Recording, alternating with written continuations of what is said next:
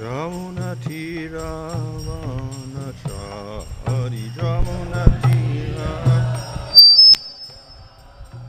Jaya Radha Madhava Kunjali Hari Jaya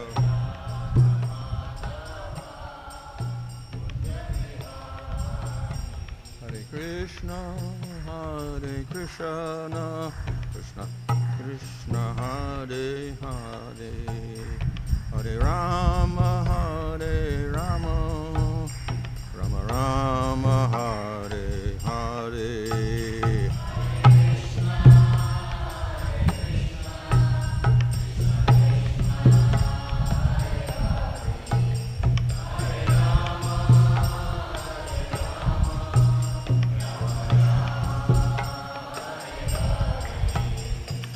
Prabhupada, Prabhupada, Prabhupada Jaya, Prabhupada Jaya.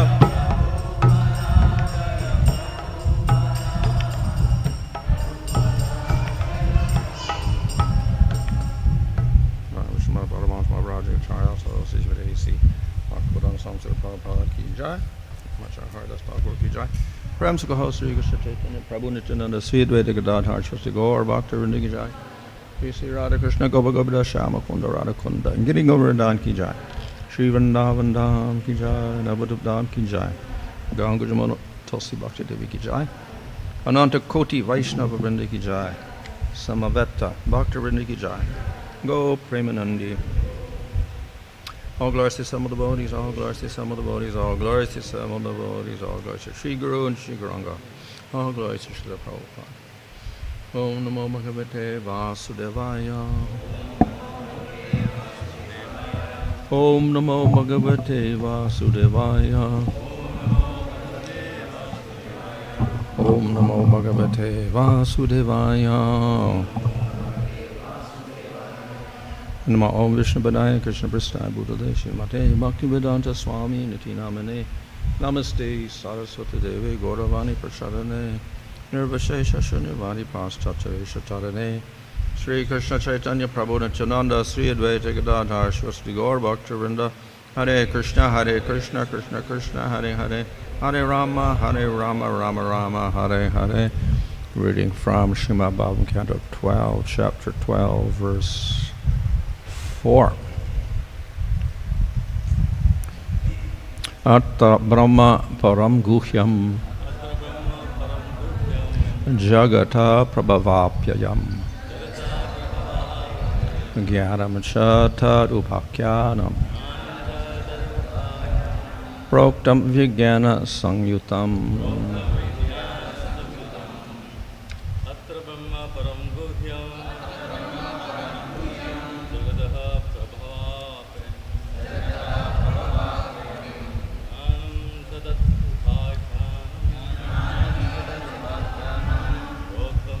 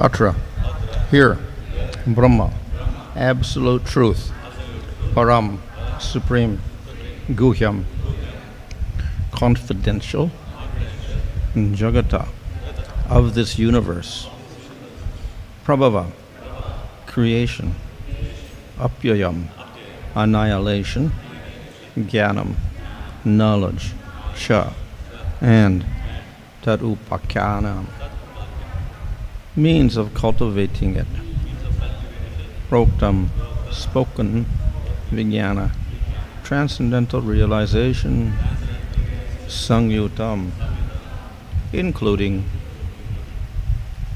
Translation: this literature describes the mystery of the supreme absolute truth, the source of creation and annihilation of this universe. Also presented are divine knowledge of Him, together with the process of its cultivation and the transcendental realization one achieves. The following topics are also narrated. The process of devotional service, together with its very feature of renunciation, and the histories of Maharaj Parikshit and the sage Narada. Also described are saintly King Parikshit sitting down to fast until death in response to the curse of a brahmana's son, and the conversations between Parikshit and Sukadeva Goswami, who was the best of all brahmanas. The Bhagavatam explains how one can attain liberation at the time of death by practicing fixed meditation and yoga. It also contains a discussion between Narada and Brahma, an enumeration of the incarnations of the Supreme Personality of Godhead, and a description of how the universe is created in progressive sequences, beginning from the unmanifest stage of material nature. Purport. Srila Visma Chakravarti Thakur explains it would be difficult to give a complete list of the numerous accounts and topics contained in Srimad Bhagavatam. Therefore, it is understood that Sutta Goswami is merely summarizing the topics. We should not consider the topics he fails to mention here less important or superfluous, since every letter and word of Srimad Bhagavatam is absolute Krishna conscious sound vibration. So this chapter is actually just a summary of the topics of the Bhagavatam. It's second to the last chapter, so it goes through all the topics and particularly the pastimes of Krishna. So as we know, we get translation.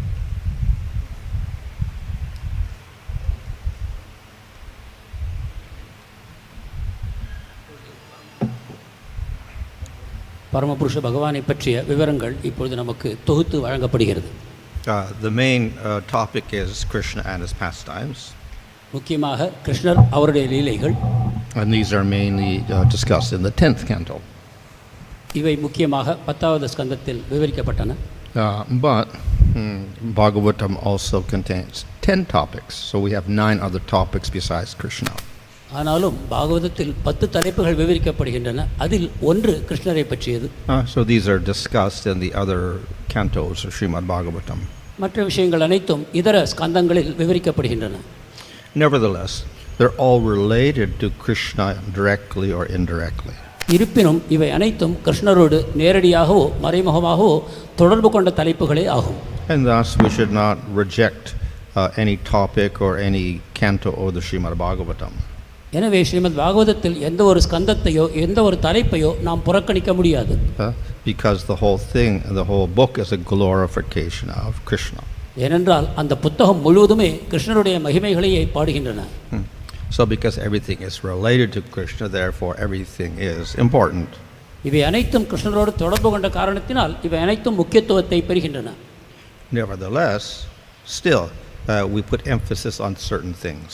இருப்பினும் சில குறிப்பிட்ட விஷயங்களில் நாம் அதிக முக்கியத்துவம் தருகிறோம். So though all of the avatars are discussed, concentration is on Krishna. பகவானுடைய இதர அவதாரங்களும் விவரிக்கப்பட்டாலும் கூட முக்கியமான கவனம் கிருஷ்ணர் மேலேயே. And though creation of the material world, destruction of the material world are also considered in great detail, still we see they are secondary topics. ஜட உலகத்துடைய சிருஷ்டி, அதன் பாதுகாப்பு, அதனுடைய அழிப்பு, இதை போன்ற விவரங்கள் அனைத்தும் கூறப்பட்டாலும் கூட முக்கியமான கவனம் கிருஷ்ணர் மேலேயே உள்ளது. So there is a great discussion, second canto, third canto, fourth canto of the creation, but these are all carried out by forms of paramatma. 2, 3, 4 போன்ற ஸ்கந்தங்கள் சிருஷ்டியை பற்றி அதிகமாக விவரித்த போதிலும் இவை அனைத்தும் பரமாத்மாவின் அடிப்படையில் உண்டாகின்றன. And paramatma forms are Supreme Lord, but they're less important than the Bhagavan forms. பரமாத்மா பகவானுடைய விரிவங்கமானாலும் கூட பகவானை விட அதிக முக்கியத்துவம் குறைந்தவர். And of course, the different Bhagavan forms are discussed by discussing the different avatars. பகவானுடைய பல உருவங்களும் விவரிக்கப்படுகின்றன அவருடைய அவதாரங்களை விவரிப்பதன் மூலமாக. But those forms are less important than Swayam Bhagavan Krishna. ஆனால் பகவானுடைய இதர அவதாரங்களும் கூட ஸ்வயம் பகவான் கிருஷ்ணரை விட முக்கியத்துவம் குறைந்தவையே ஆகும். So yes, all the topics are important, but nevertheless we have the most important topics. எனவே அனைத்து தலைப்புகளும் முக்கியம் என்றாலும் கூட அவற்றிலும் கூட முக்கியமான தலைப்புகள் உள்ளன. At the same time, we cannot just study the important topic and ignore everything else. அதே சமயம் முக்கியமான தலைப்புகளை மட்டும் படித்துவிட்டு மற்ற தலைப்புகளை ஒதுக்கிவிட முடியாது. And thus our acharyas say that you should not just take the 10th canto of Bhagavatam, you should hear and study the whole Bhagavatam. எனவே தான் நமது ஆச்சாரியர்கள் நமக்கு பரிந்துரைக்கிறார்கள் 10வது ஸ்கந்தத்தை மட்டும் கேட்டால் போதாது, இதர ஸ்கந்தங்களையும் விவரமாக கற்க வேண்டும். But we do so with the proper understanding. ஆனால் இதை படிக்கும் பொழுது சரியான புரிதலோடு நாம் படிக்க வேண்டும். So we see that though Chaitanya Mahaprabhu was absorbed in the pastimes of Radha and Krishna, some of his favorite topics were listening to the story of Prahlad and Dhruva. Chaitanya Mahaprabhu ராதாகிருஷ்ணனுடைய லீலைகளிலேயே முழுவதுமாக மூழ்கி இருந்தாலும் கூட அவருக்கு மிகவும் பிரியமான இதர தலைப்புகளும் இருந்தன, பிரகலாதர், துருவர் போன்ற விஷயங்கள். So he never neglected the other topics of Bhagavatam. எனவே பாகவதத்தின் இதர தலைப்புகளை அவர் ஒதுக்கிவிடவில்லை. So this is the nature of the devotee. He appreciates the whole of the Srimad Bhagavatam. பக்தருடைய இயல்பு இதுவே ஆகும். பாகவதம் மொத்தத்தையும் அவர் வணங்கி பாராட்டுகிறார். In this previous chapter was a whole discussion of the Mahapurusha, the Virat form of the Lord. மகாபுருஷர் போன்ற பகவானுடைய இதர அவதாரங்கள் விவரிக்கப்படுகின்றன. And this was discussed many times in second canto and third canto already. இவை அனைத்தும் 2வது ஸ்கந்தத்தில் மிகவும் விவரமாக கூறப்படுகின்றன. And it's not even a real form of the Lord, it's actually a material form. உண்மையில் அது பகவானுடைய உண்மையான வடிவம் கூட அல்ல, பகவானுடைய பௌதிகமான வடிவமே ஆகும். So it's not even up to the level of a paramatma form. எனவே அது பரமாத்மா என்று கூட கூற முடியாது. Yet this is discussed many times in Srimad Bhagavatam. ஆனாலும் இது ஸ்ரீமத் பாகவதத்தில் பலமுறை விவரிக்கப்படுகிறது. So we cannot neglect it also. எனவே இதையும் நாம் புறக்கணிக்க முடியாது. But we understand its position in relation to Krishna. ஆனால் அவரை கிருஷ்ணரோடு தொடர்புபடுத்தி விராட் புருஷருடைய நிலையை நாம் உணர்ந்து கொள்ள வேண்டும். And it can also be useful for the person performing sadhana bhakti. மேலும் ஒரு சாதனா பக்தி செய்யக்கூடிய ஒரு பக்தருக்கு இந்த தலைப்புகள் மிகவும் உதவி செய்யும். So we know that a person doing sadhana bhakti may have some material conceptions. ஒரு சாதனா பக்தருக்கு பௌதிகமான சில நிலைப்பாடுகள் புரிதல்கள் இருக்கக்கூடும். And even though we accept the form of the Lord as spiritual, still we may attach certain material qualities to that Supreme Lord. பகவானுடைய வடிவம் முழுவதும் ஆன்மீகமானது என்று அவர் ஏற்றுக்கொண்டாலும் கூட பகவானுக்கு சில பௌதிகமான தன்மைகளை அவர் மனத்தில் தவறான புரிதல்கள் இருக்கக்கூடும். So by seeing the distinction between the universal form or the Virat form and the actual form of the Lord, then we get a clear idea of the nature of the Lord. பகவானுடைய விராட் ரூபம் மற்றும் அவருடைய ஸ்வயம், அவருடைய கிருஷ்ணர் எனக்கூடிய வடிவம், இவற்றுக்குள் இருக்கக்கூடிய வேற்றுமைகளை கற்பதன் மூலமாக அவருக்கு சரியான புரிதல்கள் பெற முடியும். And though the Lord manifests within this material world material qualities and forms of material nature, still we can see these as a reflection of the astonishing qualities of Krishna. பகவான் இந்த ஜட உலகத்தில் ஒரு மனிதரை போன்ற வடிவத்தோடு பௌதிகமான குணங்களை வெளிப்படுத்துபவராக தோன்றின போதிலும் கூட அவருடைய இந்த அற்புதமான குணங்களை கடந்த தன்மைகள் வெளிப்படுவதையும் நாம் காண்கிறோம். And a philosophical devotee can also see that the form is Virat Rupa is material, but nevertheless the Lord has the Achintya Shakti, Abed, so therefore that form is also non-different from the Lord. அதே போல பகவானுடைய விராட் வடிவம் என்பது பௌதிகமானது என்று நாம் கூறக்கூடிய அதே சமயத்தில் அது பகவானுடைய வடிவம் என்பதன் காரணமாக அதனிடமும் அச்சிந்தியமான சக்திகள் அமைந்திருப்பதை நாம் உணர வேண்டும். So in this way, the devotee can appreciate different topics in the Srimad Bhagavatam. இவ்விதமாக ஒரு பக்தர் பாகவதத்தின் வேறு தலைப்புகளை புரிந்து கொண்டு அனுபவிக்கிறார். At the same time, the devotee should not be bewildered by the topics. அதே சமயம் இந்த வெவ்வேறு தலைப்புகளை படிக்கும்பொழுது மனக்குழப்பத்தையும் அடையக்கூடாது. It is described that the Bhagavatam is like Mohini avatar. Bhagavatam மோகினி அவதாரத்தோடு ஒப்பிடப்படுகிறது. And it purposefully bewilders people also. ஏனென்றால் அதுவும் மோகினியைப் போல சில குழப்பங்களை உண்டாக்கக்கூடும். So it gives plenty of opportunity to get other meanings. வேறு பொருள்களை புரிந்து கொள்வதற்கு அது பல வாய்ப்புகளை நமக்கு தருகிறது. Of course, Sukadeva Goswami also understood when he was speaking in an assembly of thousands of sages. They were all of different qualification, all of different interests.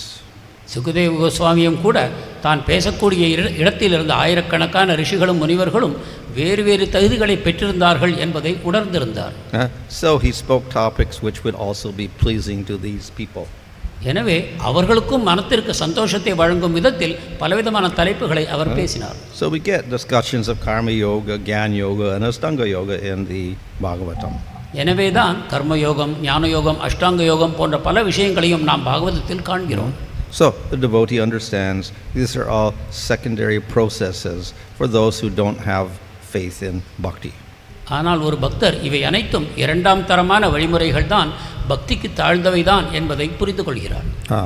But some devotees may get sidetracked by these different processes.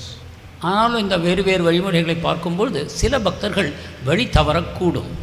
Just like the karmis, the gyanis and the yogis get attracted to these topics. உதாரணமாக கர்மிகள், ஞானிகள், யோகிகள் இந்த தலைப்புகளால் கவரப்படுகிறார்கள். So in that way, if one is not fixed in bhakti, then the Bhagavatam can also be bewildering. இவ்வாறு ஒருவர் பக்தியில் தன்னை ஸ்திரப்படுத்திக் கொள்ளவில்லை என்றால் பாகவதம் அவருக்கு மனக்குழப்பங்களை உண்டாக்கக்கூடும். But we know that Mohini bewildered the demons, but she gave the nectar to the devatas. மோகினி அவதாரம் அசுரர்களை குழப்பத்தில் ஆழ்த்திய அதே சமயத்தில் தேவர்களுக்கு அமிர்தத்தை வழங்கினார்.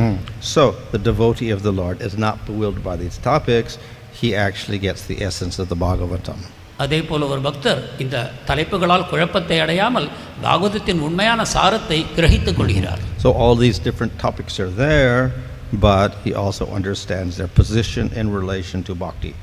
இவ்வாறு வேறு தலைப்புகள் இருந்த பொழுதிலும் இவை அனைத்தையும் பக்தியோடு தொடர்பு படுத்தி நாம் கற்க வேண்டும். And he does not get bewildered by those topics. அப்பொழுது அந்த வேறு தலைப்புகளால் நாம் குழப்பம் அடைய வாய்ப்பில்லை. So for this reason, to approach the Bhagavatam and study it properly, we do need to have some fixed mind. நாம் ஒரு ஸ்திரமான மன நிலைப்பாட்டை கொண்டு பாகவதத்தின் தலைப்புகளை அணுக வேண்டும். Our mind has to be fixed in the process of bhakti.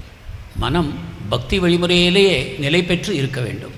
And then we can get the proper meaning of Bhagavatam. அப்பொழுது பாகவதத்தின் சரியான பொருள் நமக்கு விளங்கும். And for this purpose, the acharyas have written commentaries to guide us in the right direction. இதற்காகத்தான் பக்தி வழியில் நம்மை வழிநடத்துவதற்காக ஆச்சாரியர்கள் பலவிதமான பொழிப்புரைகளை நமக்கு வழங்கியிருக்கிறார். So we see that the acharyas mainly comment on those portions dealing with bhakti, for instance in the first canto or second canto of Bhagavatam. மேலும் பார்ப்போமானால் பாகவதத்தின் முதல் இரண்டாம் ஸ்கந்தங்களிலும் கூட ஆச்சாரியர்கள் பக்தியை பற்றிய விவரங்களையே நமக்கு அதிகமாக வழங்கி இருப்பதை நாம் காணலாம். And they concentrate on those verses and those chapters that are dedicated to the pastimes of Krishna. மேலும் கிருஷ்ணரை பற்றி இருக்கக்கூடிய தலைப்புகளிலேயே அவர்கள் அதிகமான கவனத்தை செலுத்தி அதிகமான பொழிப்புரைகளையும் வழங்கி இருக்கிறார். And if we have whole chapters dedicated to descriptions of karma yoga, jnana yoga, and ashtanga yoga, they may say one or two words. That's it. Not much commentary. அதே சமயம் கர்மயோகம், ஞான யோகம், அஷ்டாங்க யோகம் போன்ற தலைப்புகளில் ஸ்லோகங்களை காணும் பொழுது அதை பற்றி அதிகமாக அவர்கள் விவரிப்பதில்லை. ஏதோ ஓரிரண்டு வரிகள் மட்டுமே எழுதுகிறார்கள். And thus the main commentaries are in the 10th canto, because that's where all the pastimes of Krishna are. இவ்வாறு பார்ப்போமானால் 10வது ஸ்கந்தத்திற்கே அதிகமான விரிவுரைகள் இருக்கின்றன. அவை அனைத்தும் கிருஷ்ணரை பற்றி இருப்பதன் காரணமாக. So in this way, the devotee following the acharyas can get the correct meaning of Srimad Bhagavatam. இவ்விதமாக ஆச்சாரியர்களுடைய வழியை அடியொற்றி பக்தர் பாகவதத்தை படிக்கும் பொழுது அதன் உண்மையான பயனை பெறுகிறார். So this commentary here mentions that all of the words and letters of Bhagavatam are pure and spiritual. எனவே இங்கு கூறப்படுகிறது பாகவதத்தின் அனைத்து தலைப்புகளும் முழுமையான ஆன்மீகத்தன்மை கொண்டவை என்று. So therefore we can actually accept all of the words and statements. இவ்வாறு பாகவதத்தில் உள்ள அனைத்து சொற்களையும் நாம் சரியான பொருளை எடுத்துக்கொள்ள வேண்டும். But as with all literatures and Sanskrit literatures, we have to ultimately take the essence of everything. இதை போலத்தான் சமஸ்கிருதத்தில் இருக்கக்கூடிய அனைத்து இலக்கியங்களிலும் நாம் உண்மையான பொருளை உணர்ந்து கொள்ள வேண்டும். And to do that, of course, and we first isolate what's the most important topic. அதில் முக்கியமான தலைப்பு என்ன என்பதை உணர வேண்டும். And all other topics can only be significant in relation to the main topic. இதர தலைப்புகள் எல்லாமே அந்த முக்கியமான தலைப்பிற்கு சேவை செய்யும் விதத்திலேயே அமைந்திருக்கும். Otherwise, we can take individual verses about karma yoga or jnana or whatever, and we can write whole essays explaining these things. கர்மயோகம் ஞானயோகம் இவற்றை பற்றிய விளக்கங்கள் ஏராளமாக இருந்த பொழுதிலும் அவற்றின் சரியான நிலையை புரிந்து கொள்ள வேண்டும். But we should understand it's all secondary to the process of bhakti.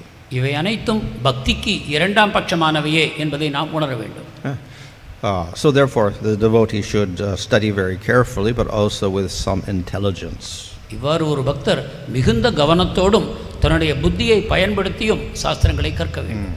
So in the first part of the nectar devotion there, Rupa Goswami mentions the devotees with faith according to their knowledge of scripture. பக்தி சாமிரத சிந்துவின் முதல் பகுதியில் ரூப கோஸ்வாமி குறிப்பிடுகிறார், ஒருவர் இந்த சாஸ்திரங்களை கற்கும் பொழுது அவருடைய விசுவாசமானது அவருடைய அறிவின் அளவை பொறுத்தே அமையும் என்று. So those who are kanishta, very inferior, have weak faith. அதிகமான ஞானம் இல்லாதவர்கள் அவருடைய விசுவாசமும் கூட பலமற்றே இருக்கும். The cause is no knowledge of scripture. அவர்களுக்கு சாஸ்திர அறிவு இல்லாமல் இருக்கிறது. So in other words, Rupa Goswami relates faith, strength of faith with knowledge of scripture. அதாவது சாஸ்திரத்தின் அறிவின் அடிப்படையிலேயே ஒருவருடைய விசுவாசத்தின் பலம் அமையும் என்று ரூப கோஸ்வாமி தெரிவிக்கிறார். So the Madhyama has a little bit stronger faith so that people cannot sway him in spite of all of their arguments. மத்தியமாதிகாரிக்கு அதிகமான ஞானம் இருப்பதன் காரணமாக அவருடைய நிலைப்பாட்டிலிருந்து யாராலும் வெளிப்படுத்த முடியாது. அவர் தன்னுடைய நிலைப்பாட்டில் நிலை பெற்றிருக்கிறார். But he may not also be able to answer those arguments properly. அதே சமயம் மற்றவர்கள் கூறும் வாதங்களுக்கு அவரால் சரியான பதில் கூற முடியாமல் போகலாம். So this devotee has some knowledge of scripture. எனவே இந்த மத்தியம பக்தருக்கு ஓரளவு ஞானம் இருக்கிறது. So he can quote some verses from Bhagavad Gita, whatever. He can quote some verses from Bhagavad Gita. அவர் பகவத்கீதையிலிருந்து சில ஸ்லோகங்களை மேற்கோள் காட்ட முடியும். But then opponent may quote some verses from Upanishads. ஆனால் ஒருவர் உபனிஷத்துகளிலிருந்து வேறு ஸ்லோகங்களை கொடுக்கும் பொழுது so then he cannot reply. அவர் குழம்பி போகிறார், பதில் சொல்ல முடியாமல் போகிறார். So he has little knowledge but doesn't have everything, so at least his faith is strong enough that he doesn't sway. எனவே அவருக்கு ஓரளவு ஞானம் இருக்கிறது, ஓரளவு விசுவாசமும் இருக்கிறது. ஆனால் மற்றவர்கள் வாதங்களினால் அவள் குழம்பி போவதில்லை, தன்னுடைய நிலையிலிருந்து மாறுபடுவதில்லை. So the Uttama has very deep faith. உத்தம பக்தருக்கு ஆழமான நம்பிக்கை இருக்கிறது. Combined with a use of logic. தர்க்க திறமைகளையும் அவர் அதனோடு கூட பயன்படுத்துகிறார். But this of course is not dry logic which we condemn. ஆனால் இது வரட்டு ஞானம் அல்ல, அதை நாம் கண்டிக்கிறோம். This is intelligent, a use of intelligence properly to come to a proper conclusion. புத்தியை சரியான விதத்தில் ஆச்சாரியர்களுடைய முறைகளோடு சேர்த்து படிக்கும் பொழுது அது சரியாக செயல்படுகிறது. In other words, he derives the meaning according to the guidance of the acharyas. அதாவது அவர் சாஸ்திரங்களை படிக்கும் பொழுது ஆச்சாரியர்களின் வழிமுறையை அடிவற்றி அவற்றின் பொருளை புரிந்து கொள்கிறார். And he can use his intelligence properly to apply those principles to get the meaning of all sorts of statements of Scripture. மேலும் தன்னுடைய புத்தியையும் அதே விதத்தில் பயன்படுத்தி சாஸ்திரங்களில் உள்ள சரியான பொருள்களை அவர் கிரகித்துக் கொள்கிறார்.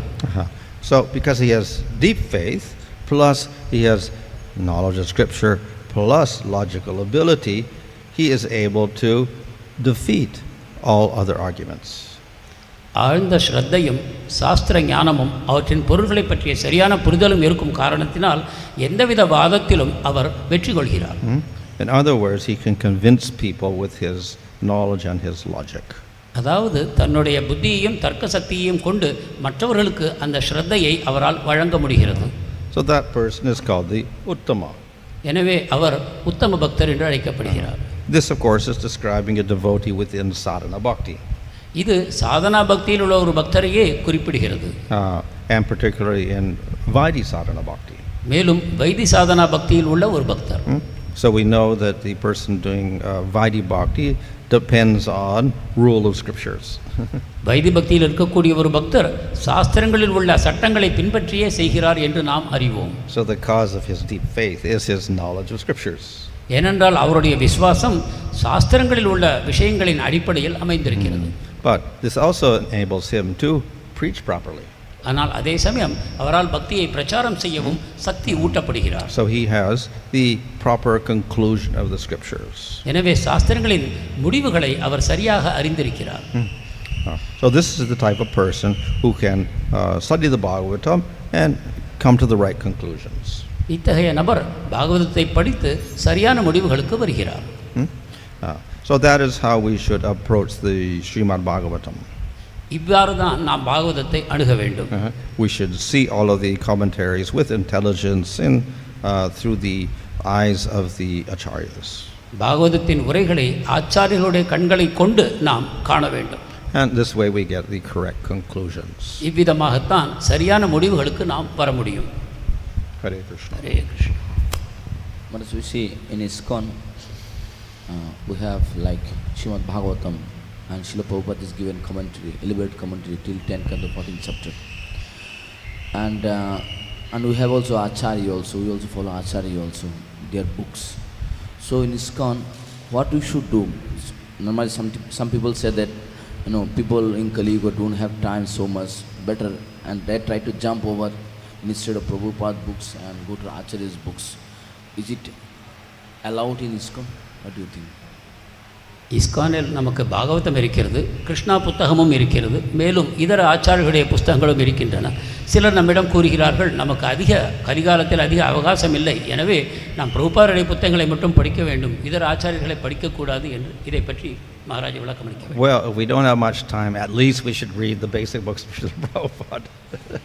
நமக்கு அவகாசமே இல்லை என்னக்கூடிய நிலையில் குறைந்தபட்சமாக பிரபுபாதருடைய நூல்களை கற்க வேண்டும். Because the other works may be more voluminous than that. இதர நூல்கள் அதைவிட பெரியவையாக இருக்கக்கூடும். So Vishnu's commentary in the 10th canto is much bigger than the commentaries that we have, so then it's going to take you more time. Viswanath சக்கரவர்த்தி 10வது ஸ்கந்தத்திற்கு கொடுத்துள்ள உரைகள் அதிக விவரமானவை, அதற்கு நேரம் இல்லாமல் போகலாம். So if we don't have much time, at least read the basic books like Bhagavatam, Bhagavad Gita, etc. எனவே அவகாச குறைவு இருக்குமானால் குறைந்தபட்சமாக பாகவதம், பகவத்கீதை போன்ற நூல்களை கற்க வேண்டும். And if we have more time and we have more quest for knowledge, then we can read all the commentaries and whatever. அதிக அவகாசமும் ஆர்வமும் இருக்குமானால் இதர ஆச்சாரியர்களுடைய உரைகளை நாம் கற்கலாம்.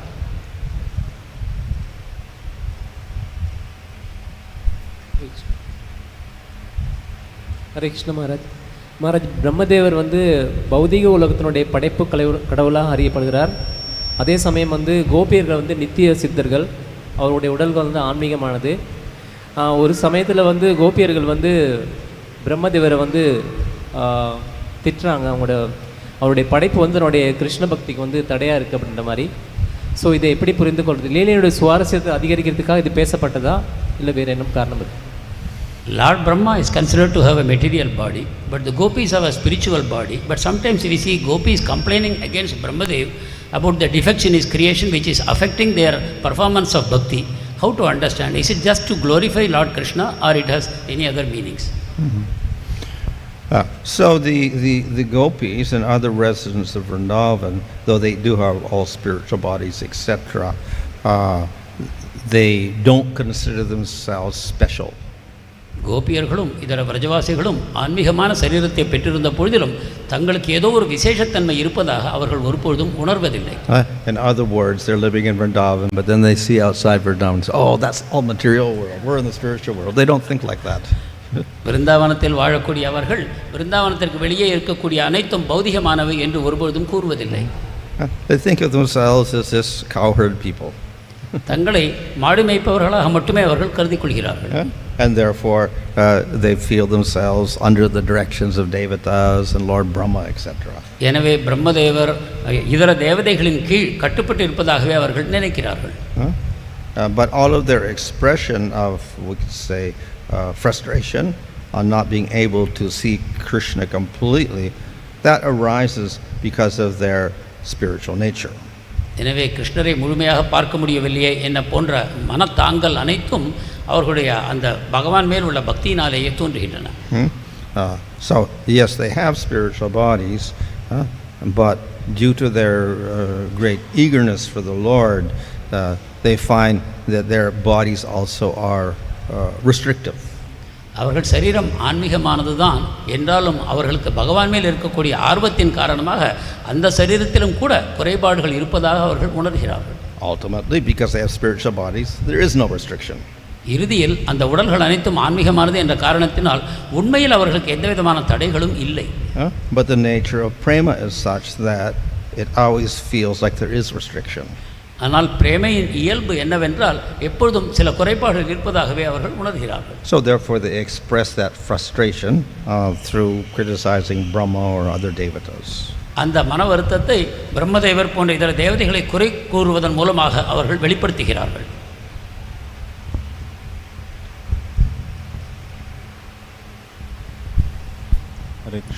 Hare Krishna Maharaj.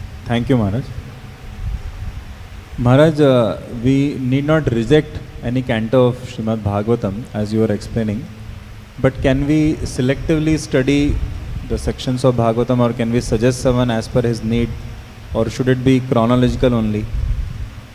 பாகவதத்தின் எந்த ஸ்கந்தங்களையும் புறக்கணிக்கக்கூடாது என்று கூறினீர்கள். ஆனால் அவரவருடைய தகுதிக்கு ஏற்ப பாகவதத்தின் சில பகுதிகளை படிக்குமாறு நாம் பரிந்துரைக்க கூடுமா? Well, obviously we don't look like anything. But we see even the acharyas do emphasize certain cantos. நாம் எந்த தலைப்பையும் புறக்கணிப்பதில்லை என்றாலும் கூட நாம் காண்கிறோம் ஆச்சாரியர்கள் சில தலைப்புகளுக்கு முக்கியத்துவம் கொடுத்து நமக்கு பரிந்துரைக்கிறார்கள். So they write more commentaries on 1st, 2nd, 3rd and 10th cantos and 11th cantos.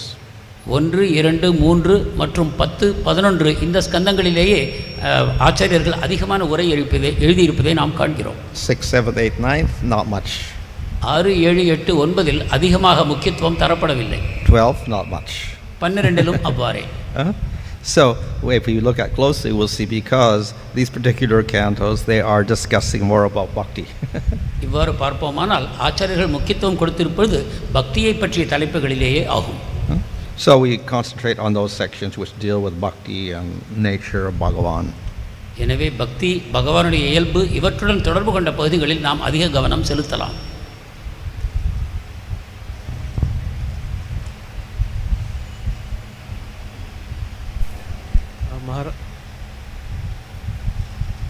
Hare Krishna Maharaj, you mentioned that Srimad Bhagavatam is compared to illusory energy, like not illusory energy, Mohini Murti incarnation. Yeah. So when we read Srimad Bhagavatam, we get different meanings.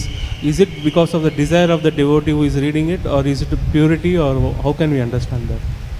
Bhagavatam மோகினி மூர்த்தியின் தன்மையை கொண்டது என்று நாம் கூறுகிறோம். அதே போல் பக்தர்கள் பாகவதத்திலிருந்து வேறு வேறு பொருள்களை உணரும் பொழுது அது மாயையின் காரணமாகவா அல்லது பக்தரின் வெவ்வேறு நிலைப்பாடுகளின் காரணமாகவா? Yeah. Well, yes, Bhagavatam is intentionally can be taken in a material way and give material topics, or it can be taken in a spiritual way by which we get the nectar. பாகவதத்தை பௌதிகவாதிகள் பௌதிகமான விதத்தில் புரிந்து கொள்ளக்கூடும். அதே சமயத்தில் ஆன்மீகமான பொருள்கள் பக்தர்களுக்கு வெளிப்படுகின்றன. So, if one is qualified as a devotee, then he follows the acharyas and he gets the nectar. எனவே அந்தந்த பக்தருடைய தகுதியை பொறுத்து ஆச்சாரியர்களின் வழியில் செல்லும் பொழுது அவர் சரியான பொருளை எடுத்துக்கொள்கிறார்.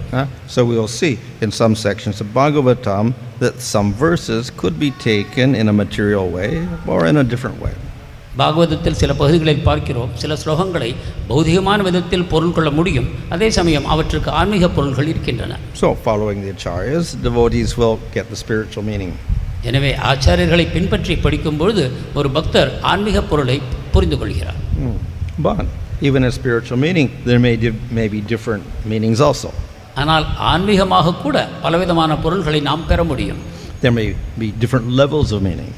அதாவது பலவேறு ஆழங்களில் நாம் பொருள்களை புரிந்து கொள்ள முடியும். And according to your particular interest, you may find one meaning, another person might find another meaning. மேலும் நமது பக்தியின் ஆர்வத்தின் தன்மையை பொறுத்து வேறு வேறு பொருளையும் நாம் பெற முடியும்.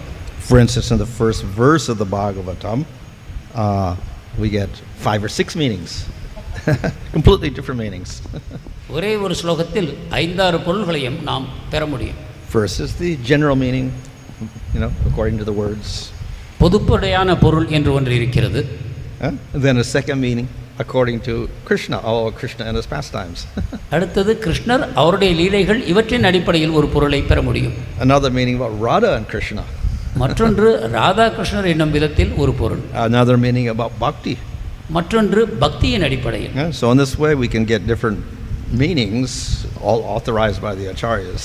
இவ்விதமாக ஒரே ஸ்லோகத்திலிருந்து பலவிதமான பொருள்களை பெற முடியும். இவை அனைத்தும் ஆச்சாரியர்களால் அங்கீகரிக்கப்பட்ட பொருளே ஆகும்.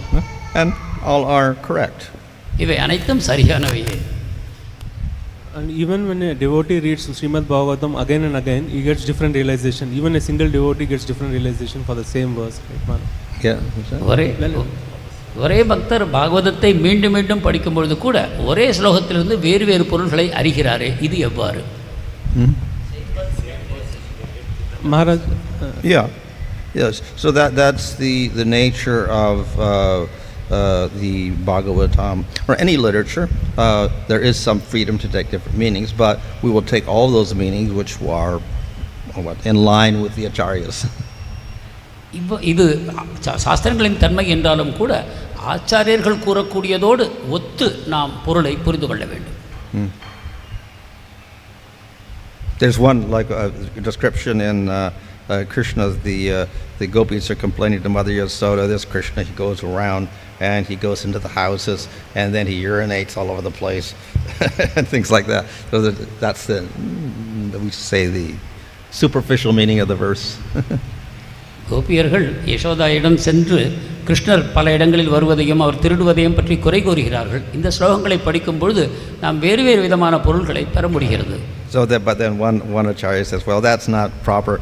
That's urinate, the Lord urinating or anything like that. So he gets a completely different meaning from the verse, taking those words and analyzing them in a different way. ஒரு ஆச்சாரியார் அதிலிருந்து ஒரு வேறு விதமான பொருளை பெறுகிறார்.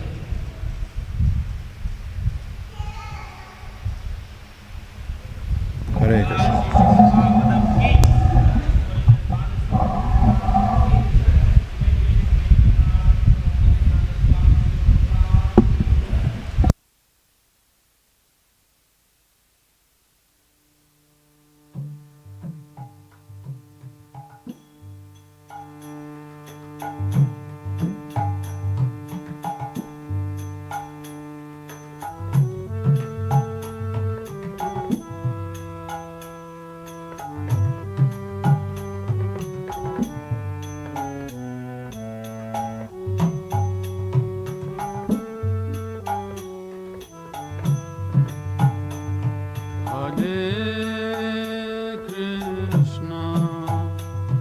Hare